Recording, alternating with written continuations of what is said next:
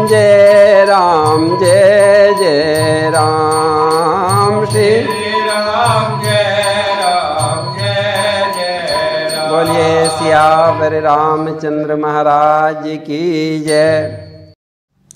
श्री भोलेनाथ कथा सुनाते हुए बोले, उमा जी, राम जी ने विभीषण को अपनी भक्ति का वरदान दिया, साथ में लंका का अचल राज भी दे दिया।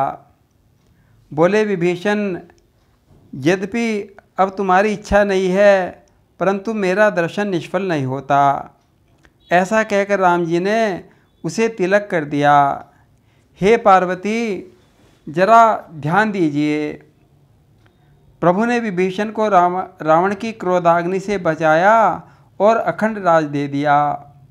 ये वो राज्य और संपत्ति थी जो रावण ने अपने 10 सिर चढ़ाकर शंकर जी से प्राप्त की थी। वही संपत्ति राम जी ने विभीषण को बड़े संकोच के साथ दे दी।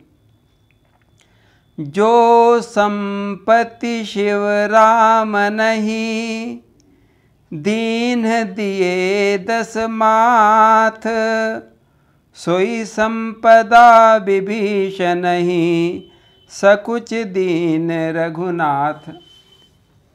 पार्वती जी के मन में जिज्ञासा उत्पन्न हो गई। हे भोलेनाथ, लंका का राज तो विभीषण ने मांगा भी नहीं था, फिर भी भगवान ने अपनी तरफ से दे दिया था, फिर संकोच किस बात का था? तब भोलेनाथ बोले, गिरजा, एक कारण तो यह है कि 1000 वर्ष का तप भी एक बार प्रणाम करने की तुलना नहीं कर सकता। फिर विभीषण ने तो शरणागति ली थी।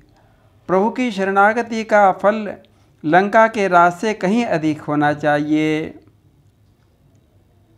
मैं तो वनवास में हूँ, ज़्यादा क्या दे सकता हूँ? अवध में होता तो बहुत कुछ देता। इस कारण प्रभु संकोच कर रहे हैं। और दूसरा कारण यह है कि ये लंका जली भुनी है, उसकी सारी विभूति राख हो गई थी। अब ऐसी वस्तु को क्या उपहार में दूं? इस कारण भी प्रभु संकुचित हो गए। और तीसरे, राम जी ने सोचा, मैंने अपनी तरफ से तो क्या दिया, ये तो इन्हीं की थी, इन्हें दे दी। इस कारण भी प्रभु सकचा गए। उमा जी, देखो हमारे प्रभु कैसे संकोची और भक्तों को प्यार करते हैं। ऐसे उदार प्रभु को छोड़कर जो किसी दूसरे का भजन करते हैं, उसके बारे में क्या कहा जाए? अरे वे तो बिना सींग और पूंछ के पशु के समान हैं। अस प्रभु छाड़ी भजहि जे आना, ते नर पशु बिन पूछ बिशाना। विभीषण जी को अपनाने से सारा वानर दल हर्षित हो गया। तब सर्वज्ञ सर्वरूप भगवान प्रभु नीति के वचन बोले कि हे कपीश सुग्रीव, हे लंकापति विभीषण, सुनो, ये अगाध समुद्र कैसे पार होगा? हे लंकापति किष्किंधापति, बतलाओ अब क्या करना है? इस 100 योजन के सागर को किस तरह हमें अब तरना है? ये समुद्र तो बड़ा गहरा है और ये तो मगरमच्छ, सांप और अनेकों जल जंतु मछलियों से भरा हुआ है। इसे पार करना अत्यंत कठिन है। राम जी ने जब ऐसे सुग्रीव और विभीषण के सामने अपनी चिंता जताई तो विभीषण जी मुस्कुराकर बोले, प्रभो आप कैसी बातें कर रहे हो? अरे आपका एक बाण करोड़ों समुद्र को सुखा सकता है, इस समुद्र की तो बात ही क्या है? कह लंकेश सुनहु रघुनायक, कोटि सिंधु शोषक तब सायक। विभीषण जी कहने लगे, प्रभो नीति ऐसा कहती है कि सागर से जाकर प्रार्थना करनी चाहिए।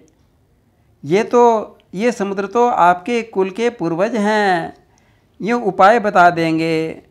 बस फिर हम सब भालू बिना परिश्रम के पार हो जाएंगे। विभीषण जी के वचन सुनकर राम जी बोले, मित्र तुमने बहुत अच्छा उपाय बताया। ठीक है, ऐसा ही करते हैं, विधाता हमारी सहायता करे। किंतु विभीषण की प्रार्थना वाली नीति लक्ष्मण जी को अच्छी नहीं लगी। मैं तो दुखी हो गए। बोले, हे नाथ, देव का क्या भरोसा करना चाहिए। आप मन में क्रोध लाइए और समुद्र को सोख लीजिए। ये तो आलसी और पुरुषार्थहीन लोग होते हैं जो भाग्य के भरोसे बैठे रहते हैं। तब राम जी ने लक्ष्मण जी को समझाया, भैया ऐसा ही करेंगे, मन में धीरज रखो। और लक्ष्मण जी को समझाकर प्रभु तो समुद्र के किनारे पहुंच गए और जाकर समुद्र को प्रणाम किया और कुशा का आसन बिठाकर बैठ गए। अब तो राम जी समुद्र से विनती करने लगे। बोलिए सियावर रामचंद्र महाराज की जय।